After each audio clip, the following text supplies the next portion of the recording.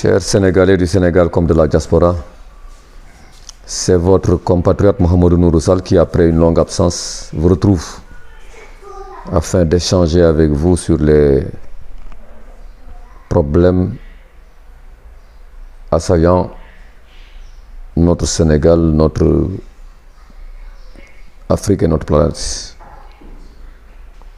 Bon, on ne pourrait pas... Je me permettrai d'abord de faire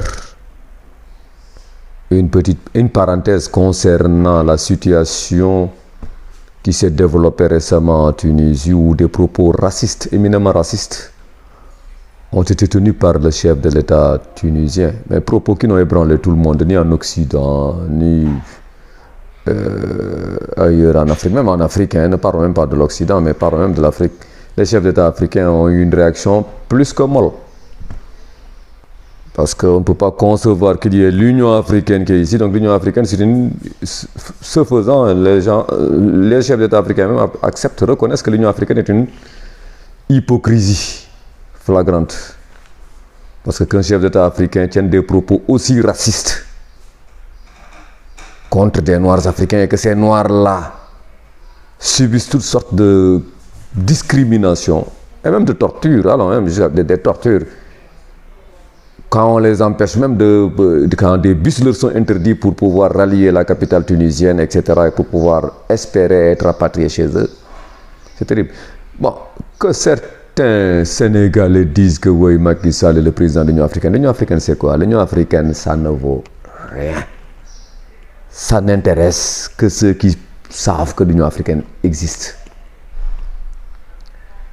Mais l'Union africaine avait pour président le putschiste égyptien, le maréchal Fattah al-Sisi, qui avait renversé un président légitimement élu, qu'il a renversé et qu'il a enfermé en prison, et c'est là-bas même qu'il a trouvé sa mort. Et c'est celui-là qui a été le président pendant tout un mandat de l'Union africaine. Et c'est celui... Macky Sall a succédé à ce dernier, je crois. Je crois bien que Macky Sall lui a succédé à le maréchal Fattah al-Sisi, qui est un dictateur. Il y a énormément de prisonniers politiques en Égypte. Même lors de l'organisation de la COP 27 sur le climat, les manifestations même avaient été surveillées, contrôlées. Il y a des dizaines de milliers de prisonniers politiques en Égypte. Des dizaines de milliers, ça dépasse même les 100 000 prisonniers politiques en Égypte. Et pourtant, ça n'a pas empêché que ce président putschiste du maréchal Fattah al-Sisi a été le président de cette Union africaine. L'Union africaine vend une chose et son contraire. L'Union africaine refuse la prise du pouvoir par un putsch et tolère la prise de pouvoir. Encourage même, devrais-je dire, la prise de pouvoir par le putsch. Au Tchad, on a vu ce qui s'est passé. Le roi est mort, vive le roi. L'autre a remplacé son père en passant par un processus qui n'a rien à voir avec la démocratie. Bon, mais l'Union africaine a frappé des deux mains. Pour les pays maintenant comme le Mali et le Burkina, etc., et la Guinée, on peut essayer de jouer au dur, au féroce vis-à-vis de ces derniers. Mais pour des pays comme l'Égypte, on n'ose pas, bien entendu. Ensuite, Macky Sall, qu'est-ce qu'il peut contre le maréchal Sisi? Rien du tout. Le maréchal Sisi même regarde avec dédain le président Macky Sall. Et puis le problème même, c'est pas le problème même que cet acte raciste, condamnable, méprisable, a soulevé, c'est le problème, c'est la mauvaise gestion qu'il y a eu de l'Afrique depuis les indépendances, depuis 63 ans. Qu'est-ce qui pousse les Africains même à aller en Tunisie, où la Tunisie, la situation économique là-bas même est déplorable, très déplorable. La Tunisie actuellement n'est plus la Tunisie qu'il y a 5 ans, ou qu'il y a 5 ans, encore moins la Tunisie que c'était il y a 10 ans. C'est une Tunisie beaucoup plus appauvrie que nous avons actuellement en Tunisie, économiquement parlant. Je veux bien entendu, quand on parle d'appauvrie, c'est économiquement parlant que nous avons actuellement en Tunisie. Donc se rendre là-bas, c'est que le désespoir qui pousse les Africains noirs là à se rendre en Tunisie. Il n'y a rien de reluisant économiquement parlant en Tunisie qui pourrait faire que des Africains les Nord-Africains se rendent à Tunis, il n'y a rien là-bas. Mais cela dénote seulement l'échec flagrant des politiques qui ont été menées dans nos pays africains depuis les indépendances. Les Africains sont de plus en plus pauvres alors que c'est le continent qui a pratiquement le plus de ressources sur cette terre-là. Toutes les ressources minières sont là, en Afrique et en Afrique noire essentiellement. Mais toute la pauvreté, toute l'indigence de la planète se retrouve ici, en Afrique noire. Les Africains, c'est eux essentiellement qui émigrent, qui s'enfuient, qui fuient le bateau qui est en train de couler, qu'est l'Afrique noire. Et tout ça par la faute des chefs d'État qu'on a eu ici depuis 1960.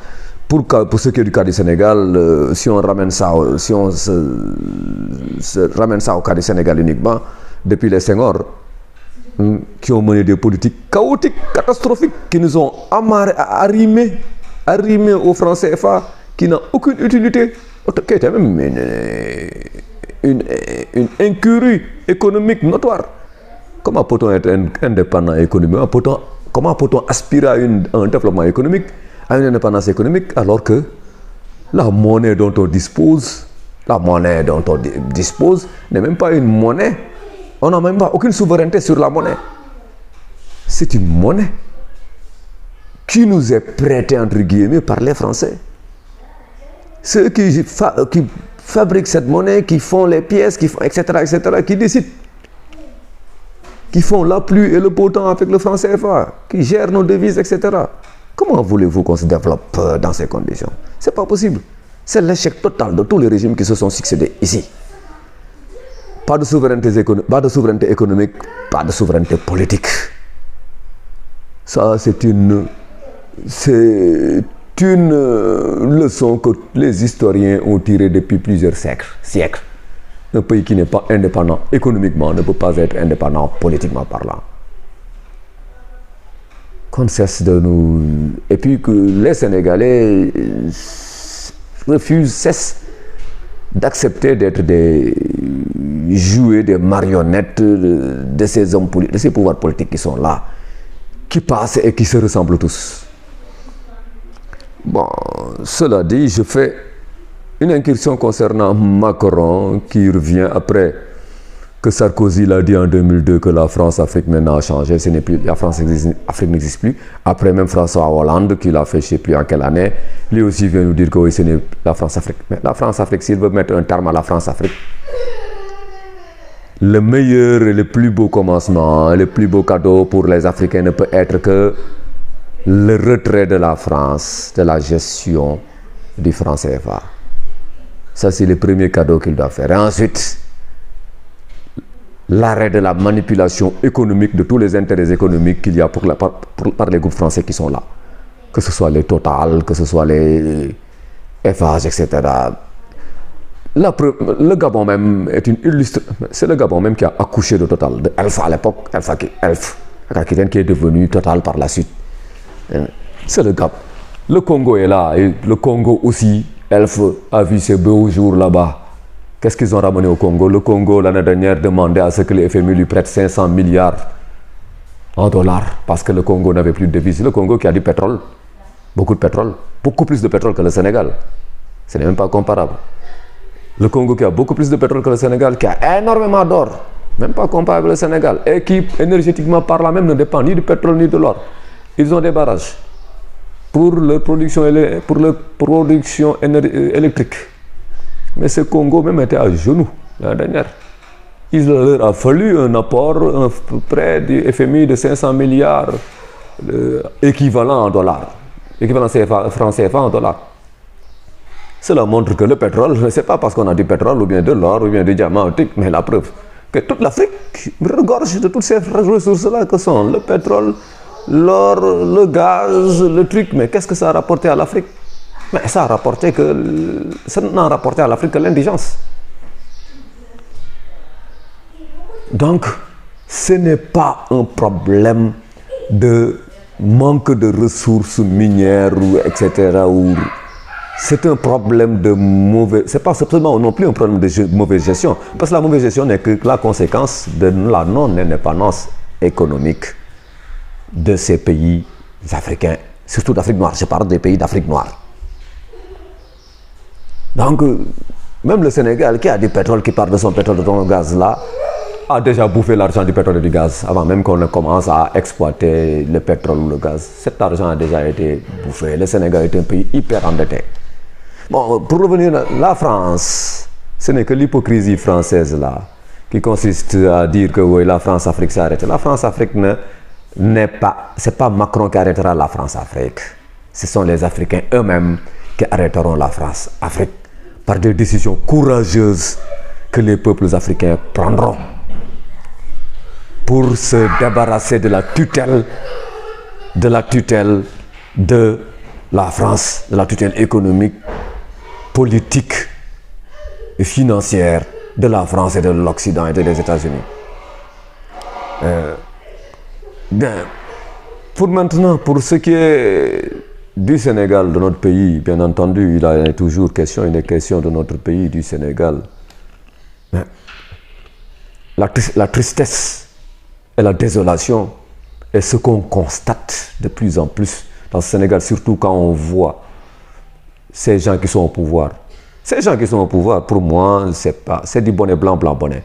Je n'ai pas besoin de dire Macky Sall, je n'ai pas besoin de dire Abdoulaye Wade hier, je n'ai pas besoin de dire Abdou Diouf avant Abdoulaye Wade, je n'ai pas besoin non plus de parler Senghor avant. C'est la même équipe, c'est tous des gens qui sont soumis à des intérêts qui ne sont pas les intérêts des Sénégalais. Tant qu'ils seront là, il en sera toujours ainsi.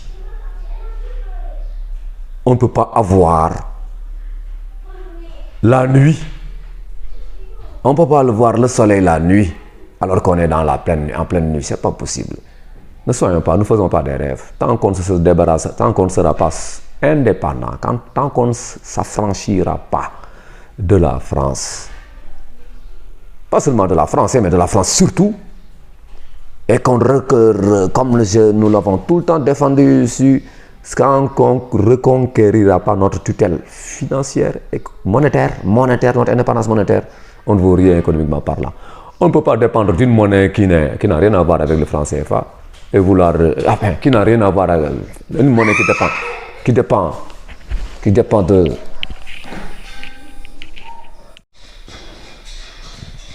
On ne peut pas parler d'indépendance, d'amélioration de la situation économique dans ce Sénégal, alors qu'on est toujours arrimé à un assujettissement complet vis-à-vis de la France. On n'a pas besoin de faire d'autres développements qui servent à rien.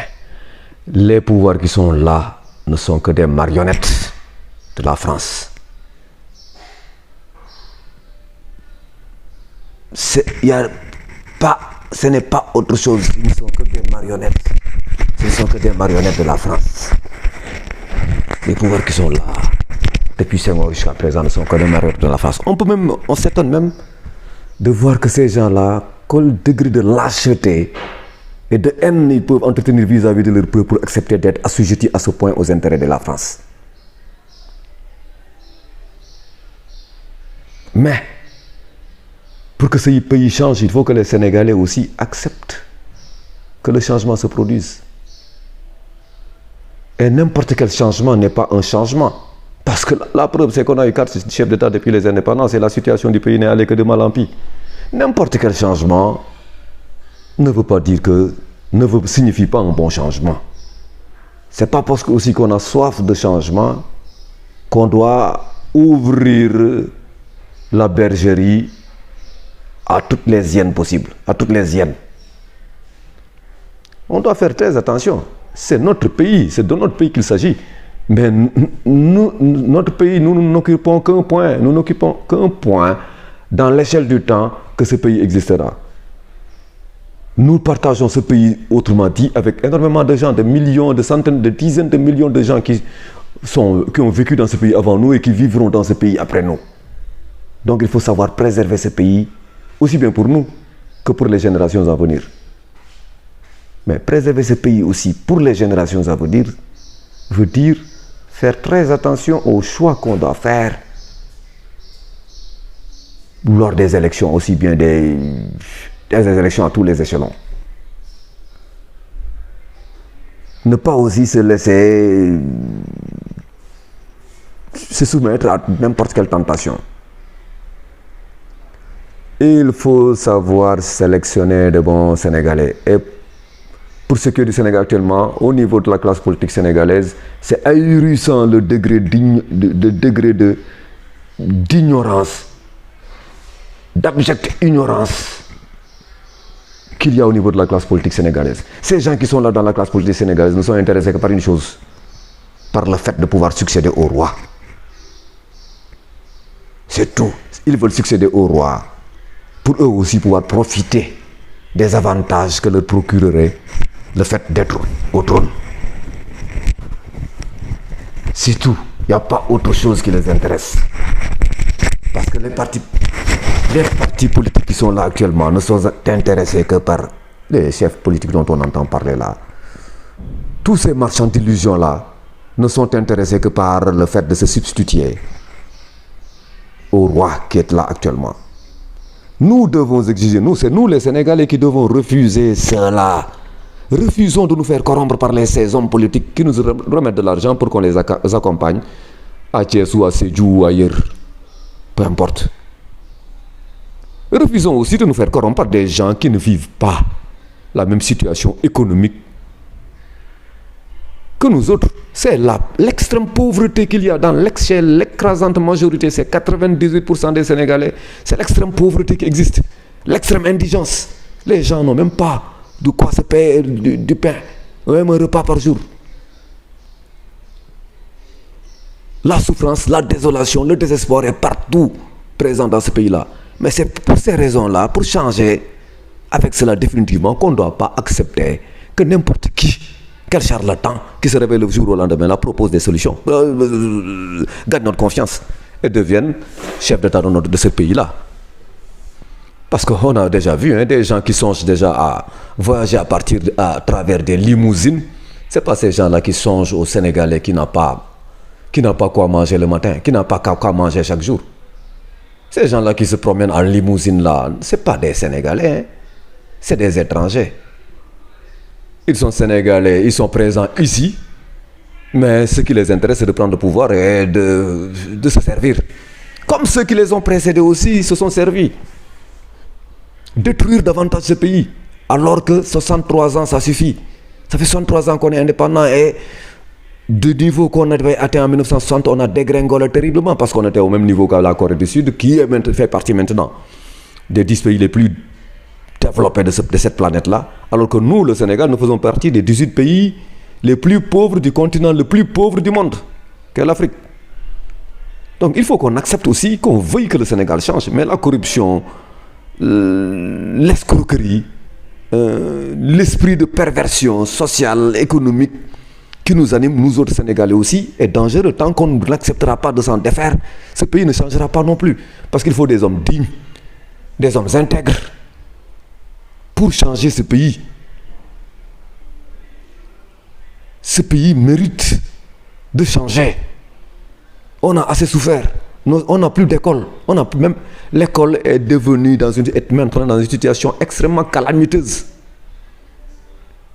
Non seulement il n'y a pas assez d'écoles, mais même les élèves sont dans des classes avec des effectifs pléthoriques. Mais aussi même les enseignants, le manque de sérieux, même sur notre centre, c'est beaucoup chez la plupart d'enseignants où la régularité au niveau des cours est un concept qui n'appartient plus à l'enseignement. À la plupart des enseignants des moyens secondaires, on sait ce qu'ils avaient. Pratiquement les écoles sont devenues des écoles des cadres de commerce. Dans les hôpitaux, c'est la même situation. Des gens qui ne veulent pas construire des hôpitaux. Dans les hôpitaux, c'est la même situation. Mais bien entendu, me dirait que des médecins qui se font payer mal alors qu'ils ont fait 8 ans d'études n'accepteraient pas de se sacrifier pour les hôpitaux. Mais ils le feront pour la population qui a au moins financé les études. Bien évidemment, ils ont le droit à de meilleurs salaires que cela. Et bien évidemment, puisque quand on paye à des gens qui appartiennent à des structures qu'on voit ici, des agences qui ne servent à rien, dont les rapports ne font que coûter du papier, de l'encre et qui ne servent à rien. Quand on nous parle des rapports de la Cour des comptes, là, ça servait à quoi? Est-ce que ça a réduit la corruption dans ce pays? Au contraire. L'OFNAC, est-ce que ça a réduit la corruption dans ce pays? Au contraire. Mais il y a des agences qui sont là, qui sont extrêmement pléthoriques, avec des effectifs pléthoriques, avec des salaires cossus.